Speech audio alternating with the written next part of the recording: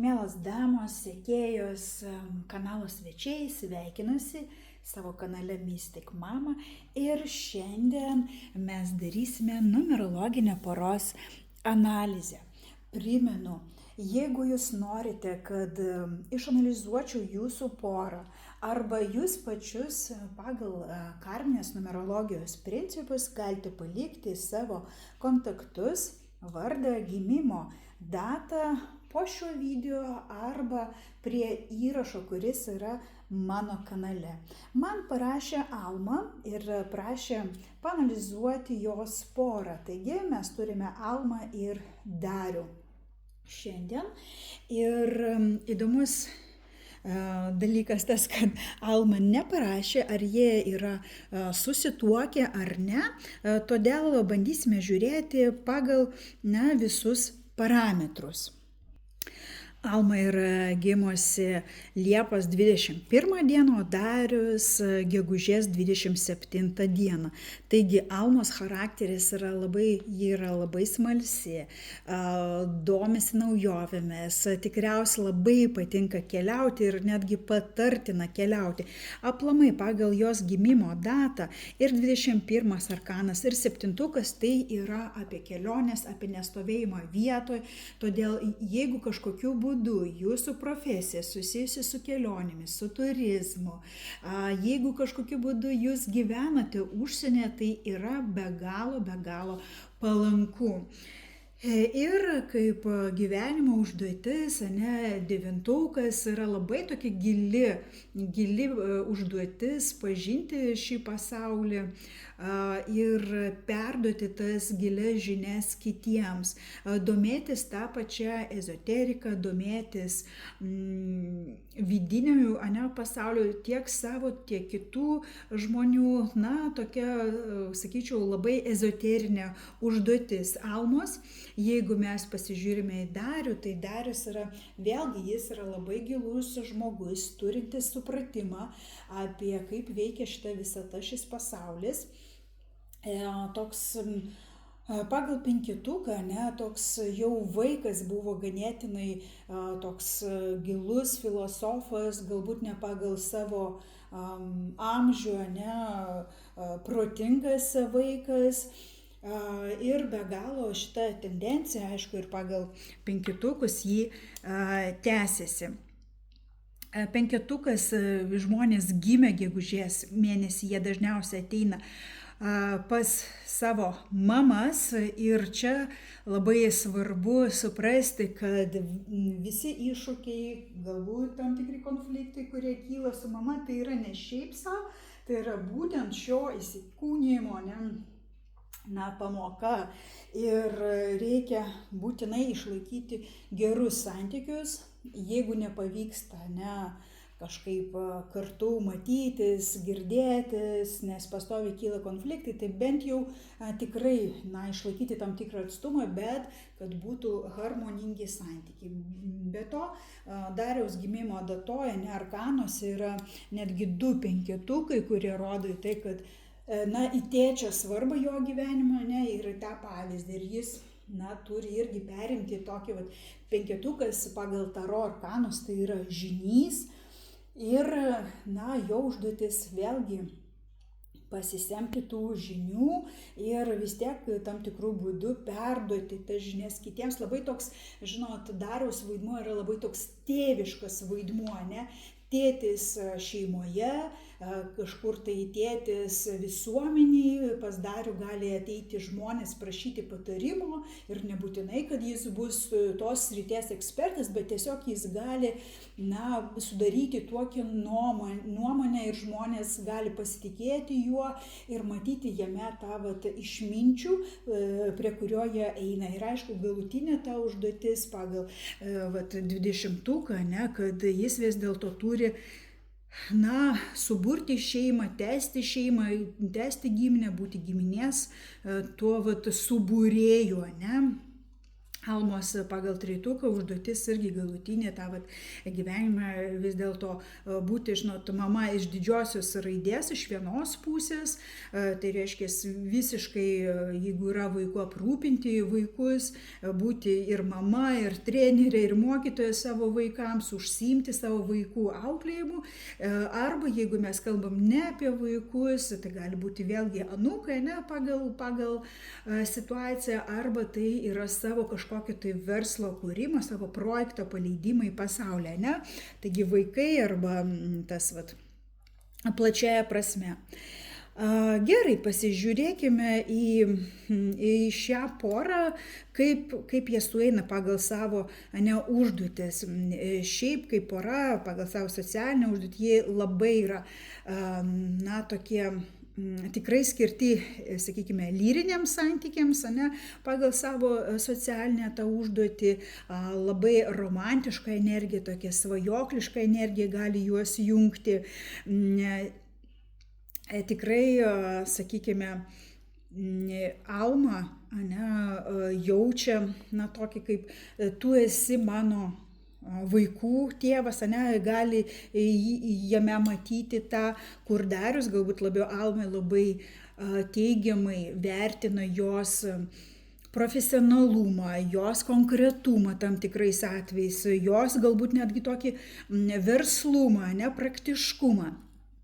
Kur gali kilti konfliktai, tai labai svarbu, kad tarp jūsų nebūtų kažkokios tai informacijos, kurią jūs nesidalinate, kažkokių tai melų, nedasakymų, vienas padarė, nepasakė kitam, tai va iš šitos pusės, konfliktai gali kilti dėl to, kad jūs ne iki galo pasikalbat, nesate iki galo atviri vienas kitam ir tada tas melas, kaip mes žinom, visada jis atsiveria ir iš čia gali kilti tam tikri konfliktai.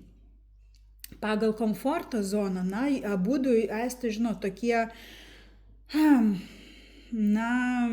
fundamentalūs žmonės, kurie mėgsta iššūkius, kurie mėgsta nugalėti tuos iššūkius, nes Darius komforto zona 13 tai yra mirties arkanas, tai yra pastovi transformacija, tai jis kaifuoja, galima sakyti, nuo tų iššūkio, kai kažką pastovi reikia keistis pačiam, galbūt šiek tiek gali rodyti tokį egoistiškumą, ne savo norų, savo poreikių, tokį viršų. Alma čia nepasiduoda, jos komforto zona yra 16, vėlgi tai yra labai fundamentali, gali sektis viskas, kas susijęs su nekilnojamu turtu, galbūt netgi jūs galite dirbti to nekilnojamo turto sferoje kaip brokerė, arba šiaip patinka, pavyzdžiui, remontuoti senus būstus arba statyti namus, tame jūs kaifuojate, bet tuo pačiu 16, jeigu plačiaja prasme, tai vėlgi tai yra apie fundamentalizmą, apie tas labai tokias stipres vertybės, ir jūs labai sunku kažkaip įtikinti ir su jumis rasti tokį kompromisą, jūs vėlgi pasiruošusi atstovėti savo teisės, savo interesus, kai tai yra jums labai svarbu.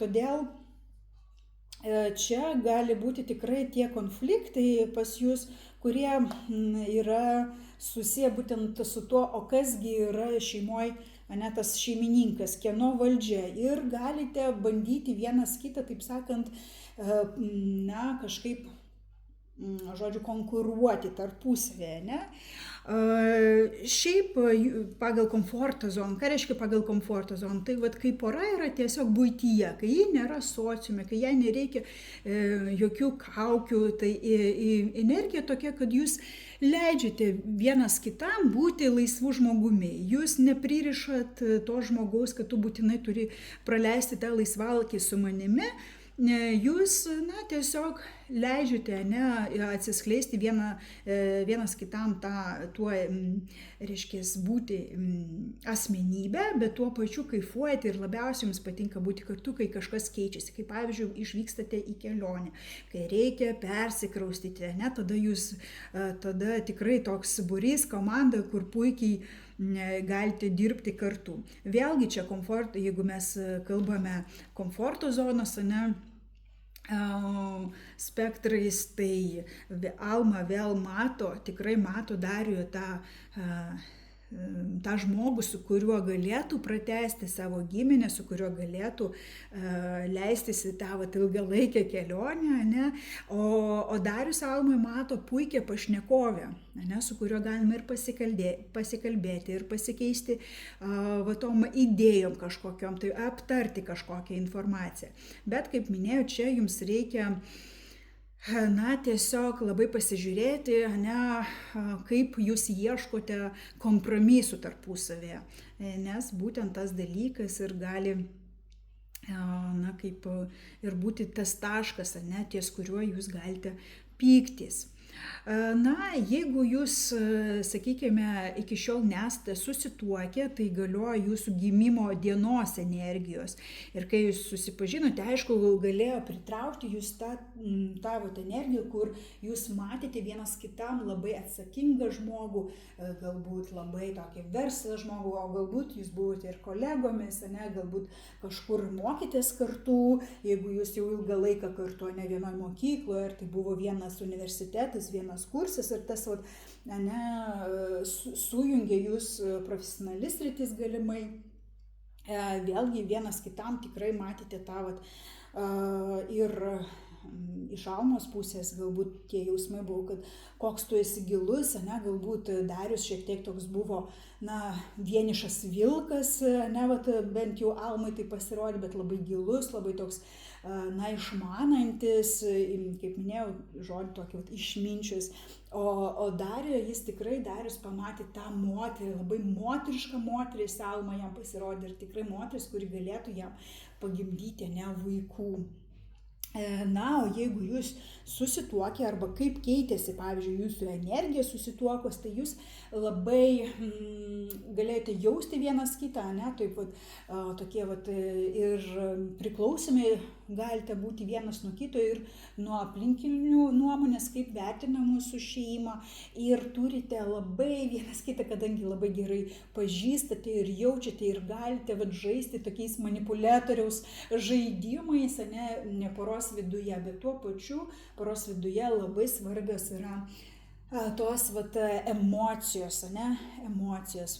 Ir iki šiol Alma mato Darių tą žvaigždę, labai mato žmogų, Darius ją yra herojus, mano žvaigždė, tikrai nenusivylus juo pagal arkanus, o Darius Alma mato tą statusą, tą valdžią, galbūt mato Alma kaip labai valdingą moterį, Ir čia, kur konfliktai, tai arba tai, kad galbūt per tuos darbus, kadangi abudu esate labai tokie aktyvūs, gali pritrūkti to rūpesčių vienas kitų, ir gali tada kilti tas konfliktas, kodėl tu manim nepasirūpinai, arba galbūt Almai norėtųsi, kad daugiau Darius ten ar atneštų arbatos ir padarytų ar apklotų pledų, bet kadangi jo akyse Alma yra veikli labai ir versli ir pati karalienė, tokia, jis galbūt ir nedaro to, nes mano, kad viską tu padarysi ir gebi padaryti pati. Arba dar vienas aspektas gali būti, kad jūsų konfliktų šaltiniu galėtų būti, pavyzdžiui, kažkokia tai moteris, arba kažkieno tai mama, arba draugė, kuri pastoviai linki kableliuose gerą, tai galite tai pasižiūrėti. Vėlgi gali būti taip, kad Alma vis, pavyzdžiui, pritrūksta tos meilės, norisi vis daugiau, tas meilės sritis galėtų būti tas taškas, augimo taškas, kad ne iki galo mane myli ir panašiai, bet tai yra psichologinis toks labiau blokas negu tikras, o Dariaus toks psichologinis blokas galėtų būti susijęs su finansais, su gausa, kur gali jam atrodyti, kad vis negana, vis nepakankam, gal aš kažkaip vis nemoku, tuos finansus kažkaip uždirbti, bet tai vėlgi labiau kaip psichologinis blokas, su kuriuo tikrai verta dirbti ir paversti į savo talentą. Būtent apie tai mes ir kalbam per karminės numerologijos mokymus, kur atitinkamai blokai, jie gali pavirsti mūsų didžiausiais talentais, kuriuos mes nešame iš praeitų gyvenimų. Jeigu norite irgi tai išanalizuoti ne tik porą, bet ir save, išanalizuoti kitų žmonių charakterį, bruožus, kas trukdo jiems, o kas gali padėti, tai kviečiu į šiuos mokymus, galite tiesiogiai man parašyti. Ir norėčiau pasižiūrėti ir į poros grafikus, tai yra asmeninio gyvenimo grafikas. Taip, visų pirma, tokia oranžinė linija, tai yra Dariaus linija, Dariaus asmeninio gyvenimo linija, o mėlyna tai yra Almos. Darius šiuo metu yra 43 metai, tai jis maždaug šitoj vietoj, o Almai 47. Galbūt tai, kad šiuo metu, pora yra tokiam kritiniam taške ir lėmė, kad Alma parašė žinutę man ir paprašė išanalizuoti, nes iš tikrųjų pagal Almos linija 47, tai yra kritinis taškas, po kurio šiek tiek toks mažėjimas, nuoslinkis žemėja kreivė, o Dariaus 43 metų vėlgi jis yra žemėjančiai pozicijai. Reiškia, iki tol, nuo 37 pas Darius yra žemėjanti pozicija, Alma vis dar, lygtais, iki 47 jį kaip ir kylo, ir paskui vėlgi žemėjanti.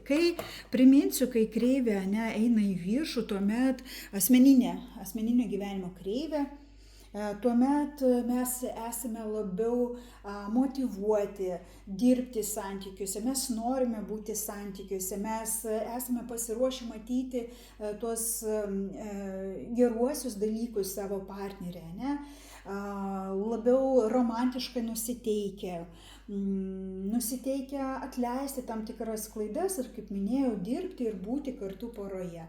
Kai yra žemėjanti linija, tuomet ateina tam tikras nusivylimas santykiais, mes nebeturime motyvacijos, mes nebenorime stengtis. Ir jeigu poroje vienas yra jo kreivė einanti aukštyn, o kito partnerio kreivė yra tokia žemėjanti, tuomet vis tiek tas partneris, kuris yra labiau motyvuotas, jis gali porą iškelti į viršų. Bet jeigu pas abudu žemėjanti linija, tuomet tikrai jaučiasi poroje ta krizė ir tikrai reikia žymiai daugiau pastangų. Krizė abiejų nėra labai tokia, sunki ir sudėtinga, nes vis dėlto šios linijos parodo komforto zono lygį. Nepaisant to, kad abudu lygtais ir žemėjančiai toje pozicijoje, kad kažkas atsitinka, galbūt atsitiko jų santykiuose, vis dėlto jie vis dar yra toj komforto zonai. Ir Darius, ir Alma. Todėl kalbėti, kad pora, pavyzdžiui, gali išsiskirti šituo laikotarpiu, aš negalėčiau tai pasakyti, bet taip, tam tikra krizė, galbūt tam tikra įtampa arba tam tikri momentai, kur galbūt moteris galvoja, kad vyras mažiau pradėjo stengtis arba panašiai gali atsitikti. Bet prisiminkime, kad tai yra asmeninio gyvenimo kreivė ir labai dažnai, kai mes asmeninėje gyvenimo kreivė einame žemyn, pas mus galimai karjeros kreivė kyla į viršų. Mes irgi tai mokomės braižyti, kursuose, mokymuose, galite net atskirus mokymus paimti, kaip braižyti, kaip sužinoti savo asmeninio gyvenimo ir karjeros kreives, kaip išmokti tai braižyti. Tai jeigu, esu tikra, jeigu mes nubraižytumėm dabar čia ir karjeros kreives, tai galėtų ir parodyti, kad kaip tik galbūt Dariaus gyvenimo profesija užėmė daugiau vietos ir atitinkamai mažiau laiko, jis gali skirti santykiams ir emocijoms. Bet kas yra svarbu pažymėti? kad tas nuolydis, nuopolis Darius yra tik tais iki 45, paskui jis vėl kyla. Na ir Almos tas žemėjimas nėra labai toks ryškus, ji nepuola žemyn iki nulio, ji šiek tiek po truputėlį mažėja. Galbūt ir Almos karjera, čia dabar, pavyzdžiui, 47 ir kažkoks tai lūžis, kur ji pasirenka vis dėlto eiti karjeros laiptais arba savo verslą kurti, ir tuomet tos emocijos ir energijos, meilė lieka mažiau. Ką patarčiau porai ir Almai, ir Dariui, pasistengti, nes taip, mes jau kreivių nepakeisime, skaičiukų nepakeisime, bet žinodami jau apie tai, mes galime dirbti ir veikti. Tiesiog, kad tai yra sudėtingesnis laikotarpis, kur mums reikia galbūt daugiau dėmesio susitelkti, galbūt sąmoningiau skirti daugiau laiko kartu tiems santykiams, sąmoningiau kažkaip tai patylėti tam tikrais atvejais, kažkaip pasistengti, sukurti tą draugišką atmosferą, romantinę atmosferą ir toliau tie santykiai jau pereis tą kritinį momentą ir vėl galės tęstis. Ir kviečiu neišsigąsti, kad maždaug 60-70 kreivės juos žemėja, dažniausiai taip yra pas visus. Ir taip pat tai nereiškia, kad gyvenimas ties tuo baigėsi, ties 70, tiesiog grafikas yra tik iki 70 metų braižomas, bet tai paaiškinama taip, kad senatvėje jau tas jausmų pasaulis, šiek tiek jis prislopinamas ir mes esame viduje labiau ramesni ir labiau, sakykime, taip reflektuojantis, negu ieškantis tos emocijos. Tai buvo Alma ir Darius. Jeigu jums patiko, jeigu jūs norėtumėte sužinoti ir apie save, prašau palikti komentarus. Jeigu jūs nenorite viešo nagrinėjimo, jūs galite tikrai drąsiai kreiptis individualiai dėl nagrinėjimo, ne savo poros numerologiškai, dėl mokymų numerologinių, į visas užklausas mielai atsakysiu. Ačiū Jums, kad buvote su manimi ir iki kitų kartų.